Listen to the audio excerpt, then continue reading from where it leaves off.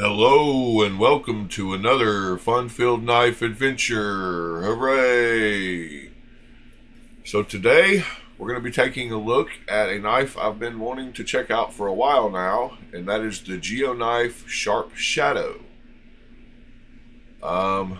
This knife has a little bit of a story behind it. So I ordered it 2 months ago. It was a pre-production model. On the website at that point, they said that they would promise to deliver it within 60 days of the time you ordered. Well, the 60 days rolled around and I still hadn't received any kind of tracking info, so I reached out to the company to contact them and told them I was not happy about not having my knife yet. I'm usually pretty good about that, but 60 days seems a long time to wait, so I contacted them, and they apologized. Pretty good customer service, and FedExed it straight from China to me. And I believe it took 4 days from the time that they actually sent it to when I received it. So I am glad I did finally get it. But let's get into it and take a look at it. So this is a newer knife company. It seems all they have released so far is crossbar lock knives. It comes with a nice moist towelette, another set of Omega springs, a GeoKnife card it looks like. Excuse me. It looks very similar to the packaging of another knife brand, and I will get into that as well. So let me actually get into the knife here. So I contacted them to ask them who their OEM was at some point, and they told me that they were their own OEM. Let's take a look at this knife. Since that point, I've kind of deducted and figured out myself that the OEM is Kubey, and what I believe is the case, to where they're both not lying, is I believe they started up a new knife company and possibly don't use the same facilities that Kubey uses. They probably bought some new machinery and have a separate factory for these. But I do believe it is owned under the Kubey umbrella. And I'm not 100% positive of that yet, but I believe that is the case. Anyway, let's open it up and check out the looks of it here. Very nice. So another reason why I came to that conclusion is the prices on these knives. This is a full titanium m390 knife that sells for $125, and there's not many companies who are able to produce that for that value. Kubey is one of them. Really like the clip on it. I wish it was a little more deep carry. I love the milling on the handles. Looks like it was done very well. Let's see if there's any kind of blade play. So as is the case with some crossbar locks, there is the most microscopic up and down vertical blade play. There's no side to side, and most people probably wouldn't even be able to feel this little microscopic, and actually it seems to have gone away. Once the axis lock or crossbar lock kind of seats in its position, seems to go away. One of the problems I had with a Kubey crossbar lock knife, and I will talk about that, seems to be the same problem with this one. And that is, when you pull the crossbar all the way, it doesn't want to close. I had another knife that I had to give kind of a bad review of because of that, and I learned that you just have to barely touch the crossbar lock and let off of it in order to get it to work properly. So I'm not sure how I feel about that. It's not the smoothest out of the box crossbar lock knife. if you just barely tap it on closing it, seems to close okay.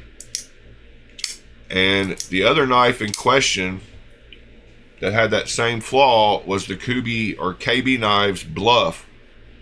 And you can see a lot of similarities between these two knives.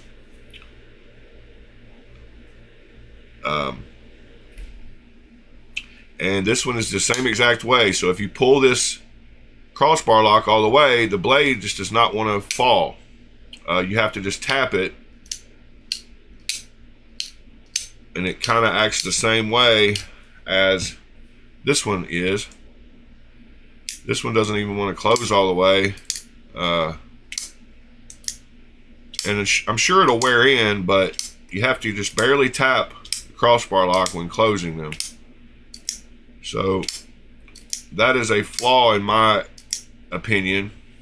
Just to give you an example, here's one of the most perfect crossbar lock knives. This is the Kaiser Drop Bear, and when you pull the crossbar lock any way you want to pull it, the blade just drops. You can pull it all the way and just drop shut. Kaiser's clutch lock is very good and very smooth, and you can tell the difference just instantly.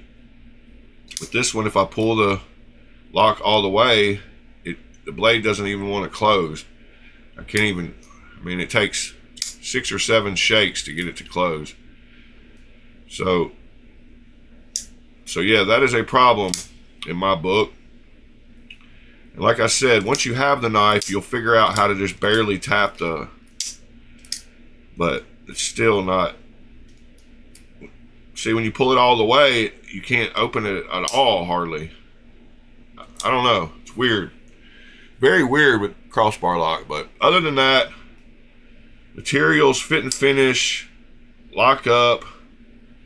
Yeah, there's no play now. I think it just took, it takes a second for these crossbar locks to seat all the way forward.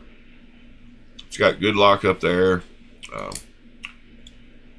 And this one will break in. It should get a little better as you use it, but you just have to learn to just barely tap the crossbar lock when closing, because if you pull it all the way, it just doesn't close. And I don't know why that is.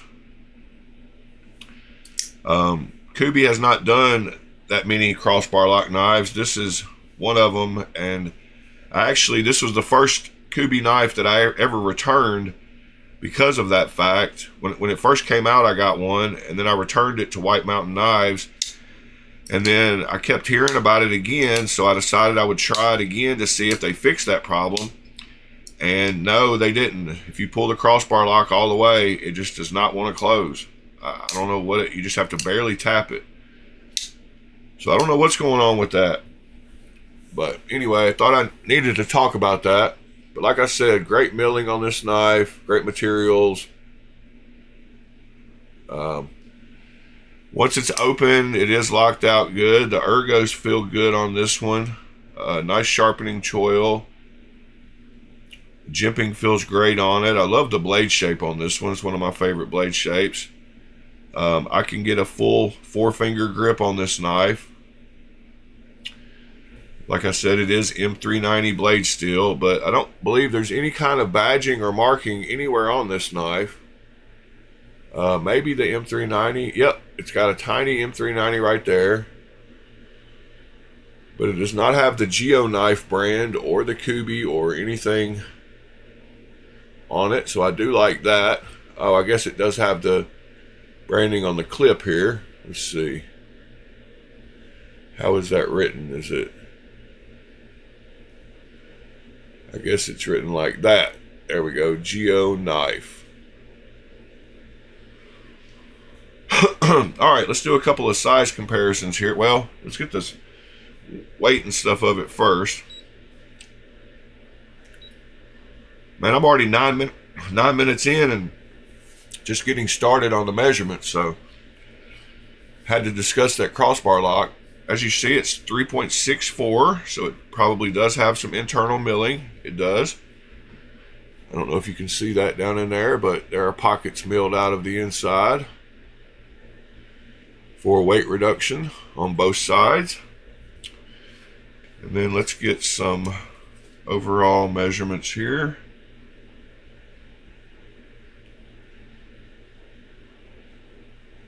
Looks like it is about 7.4, 7.3, 7.4 or 7.5 total overall length. The blade length is going to be,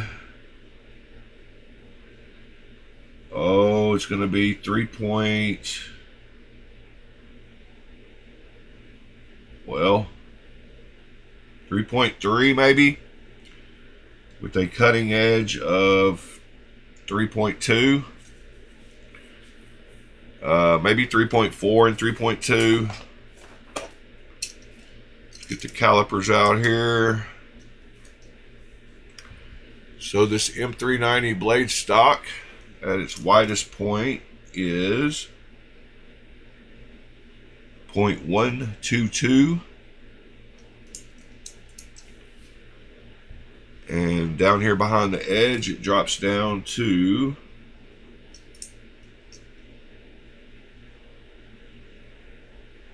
0.0225. And then at the widest point of the scales, without the clip, it's 0.476. So a little more narrow than some knives, under that ½ inch mark. And the widest point with the clip is 0.662, sorry. All right, now we can do a couple of size comparisons here. Starting with the standards, the PM2, it is smaller than the PM2, and the Para 3, it is a little larger than a Para 3, not much. Let's see, here is a Wee Elementum. It's a little larger than the Elementum. Here is a Vostede Martin, larger than the Vostede Martin. Let's see what else I got over here.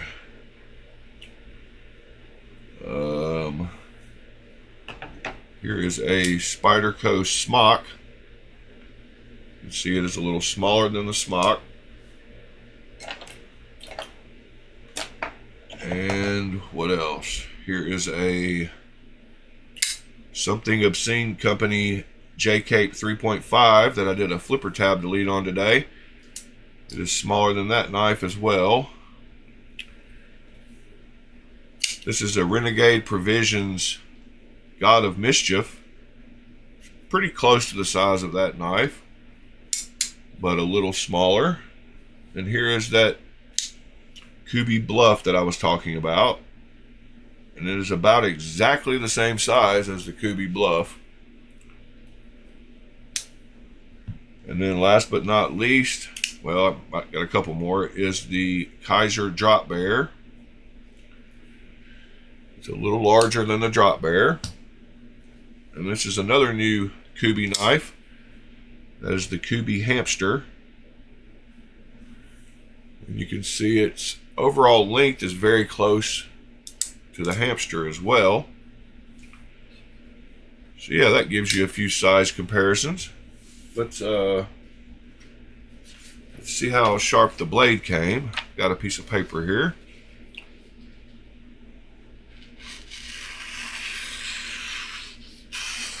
All right, seems very good all the way from the very back to the very front.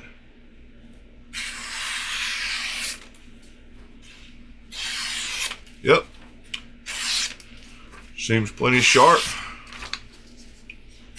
Companies have been doing better at that. And when you get a knife, it's a good idea to strop it just to get all those little edges off of it. Let's check out the pocket on this thing. See how it fits in the pocket. So here is a pocket, literally. And let's see how the clip fits in. Okay. Well, sorry about that. Had an alarm set. So as you can see, quite a bit of the knife sticks out because of that clip placement. But the clip did go in easily.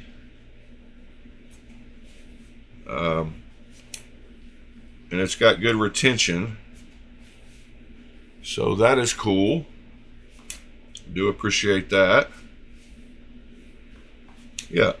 And I don't mind if a knife sticks out a little bit. I do prefer deep carry, but it's not because I'm trying to hide my knife. It's just kind of, I just like the way it looks better when it's tucked away. But yeah, very good retention on it. So very nice clip. Let us go check out their website and see what they offer and what they say about this knife. So as I said at the beginning, this one is called the Sharp Shadow. They're calling it a 3.3 inch blade. So I called it a 3.4 and a 3.2 cutting edge. So 3.3 seems about right. They just recently updated from the computer renderings to actual pictures of this knife, so I don't think they've had it in production very long. And as you can see, I've received one of the first ones, but they have a few different pre-order knives. Some of these are already available for sale and probably will get to you. When you do go to their web page now, they changed it to after you pay, we promise to ship within 30 days. It said 60 days when I bought mine.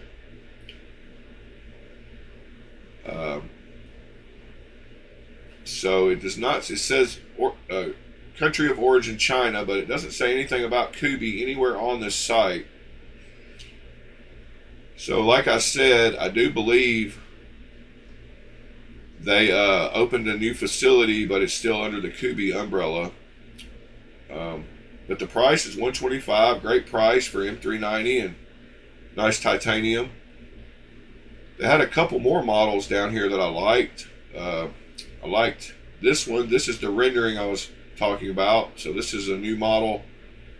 They haven't even updated the website with the actual picture of the knife yet.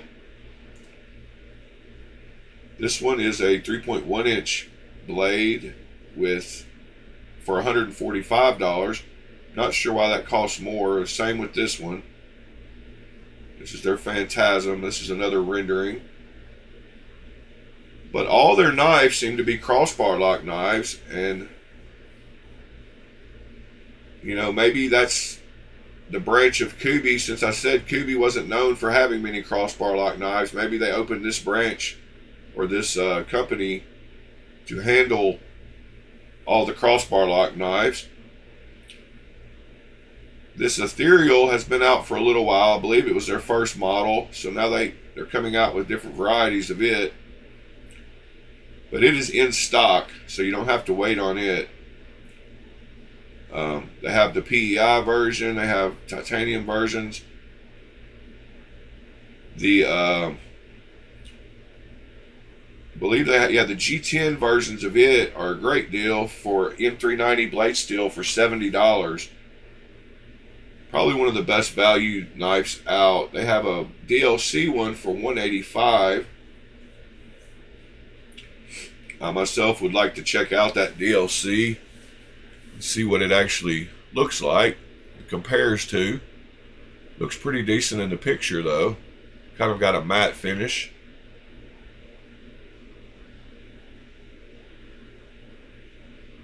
So that one was called the Blaze. They have the Frost and the Ethereal. And they do offer different blade shapes in their models. So this Blaze has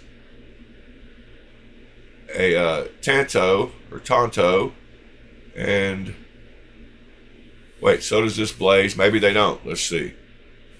I know they offer different. Oh yeah, here's the drop point Blaze. or the straight back blades.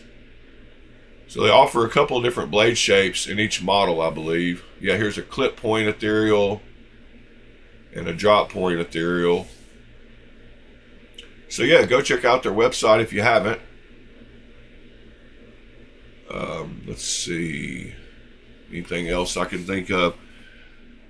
If you're looking for a Kubi knife, I know this is off topic, go to White Mountain Knives and use my code Alchemy10, because White Mountain Knives takes off like 30% automatically from Kubi, and then with my code you get an extra 10% off, so you can get some really good deals on knives there. Yeah, one of my flaws is that crossbar lock, but maybe it will open up and maybe you'll learn how to do that, just tapping it, flicking it. Seems to work fine when you just barely tap it. I mean, the opening is not the greatest. You know, most crossbar lock knives, you can pull the crossbar and just use a little bit of wrist. And see how flawless and easy this one feels? I mean, you can't tell, but you can see, but you can't feel it yourself. But it just, any way you access this crossbar, it just drops. It doesn't hang up, it doesn't stick, it doesn't cause any kind of friction. But this one, if you pull this all the way or even halfway, it doesn't want to open. You have to just barely tap it to get it to open, and the same when closing. So to me, that is a flaw. I mean, you might be able to overlook it, but as a review, I can't. Anyway, I appreciate you being here and checking out this knife. You could be doing anything, but you're here with me, and that means a lot to me. If you like talking about knives, come join us in the mornings at 8 a.m. Central Standard Time. Today was actually episode 200 in a row.